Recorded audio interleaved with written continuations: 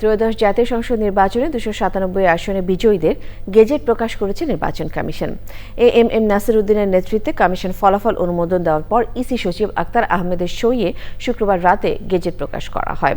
একই সাথে গণভোটের ফলাফলেরও গেজেট প্রকাশ করা হয়েছে। ভোট হওয়া 299 আসনের মধ্যে 297 আসনের ফলাফল ঘোষণা করা হয়েছে।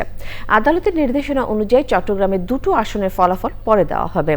জামায়াতে প্রার্থীর মৃত্যুতে আগে শেরপুর 3 আসনে নির্বাচন স্থগিত করা হয়। গেজেট প্রকাশ হওয়ায় 3 দিনের মধ্যে নবনির্বাচিতদের শপথ পড়ানোর উদ্যোগ নেবে সরকার।